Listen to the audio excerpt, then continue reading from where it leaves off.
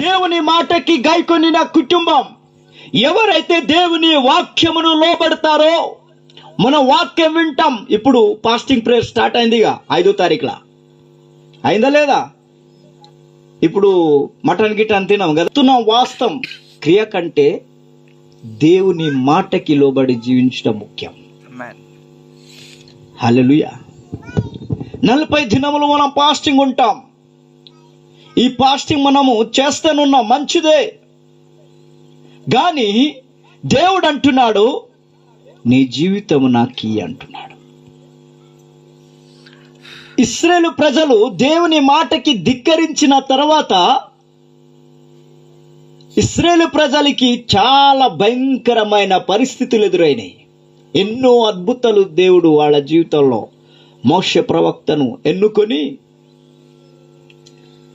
ఆ మోషే ద్వారా ఐగుప్తు దేశము నుండి విడిపించి అనేకమైన అద్భుతములు చేసిన కానీ వాళ్ళ జీవితము మారిపోలే, చెడిపోయింది.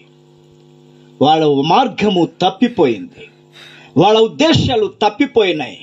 వాళ్ళకి తెలియదా దేవుని వాక్యం? ఇశ్రాయేల్ ప్రజలకి తెలుసా తెలియదా? చెప్పండి, తెలుసా తెలియదా? తెలుసు కానీ ఏం చేశారు? వాళ్ళు చెడిపోయారట. ఏమయ్యారు? వాళ్ళ త్రోవలు చెడిపోయి ఉన్నాయి, వాళ్ళ ఉద్దేశాలు చెడిపోయి ఉన్నాయి, వాళ్ళ తలంపులను చెడిపోయి ఉన్నాయి.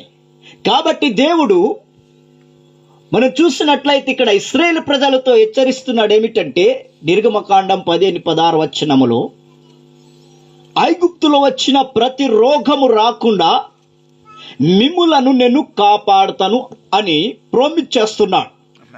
ఏమని చేస్తున్నాడు? ఒకసారి చదవండి, 15:26. మీ దేవుడైన యెహోవా వాక్కును ఏంటి జాగ్రత్తగా విని ఆయన దృష్టికి న్యాయమైనది చేసి ఆయన ఆజ్ఞలకు విధేయులై ఆయన కట్టడలన్నిటినీ అనుసరించి నడిచిన ఎడల నేను ఐగుప్తులకు కలగజేసిన రోగములలో ఏది మీకు రానియను, నిన్ను స్వస్థపరిచే యెహోవాను నేనే. ఏంటండి? నిన్ను స్వస్థపరిచే యెహోవాను నేనే. ఏమంటున్నాడు? నా కట్టడలు, నా ఆజ్ఞలను, నా విధి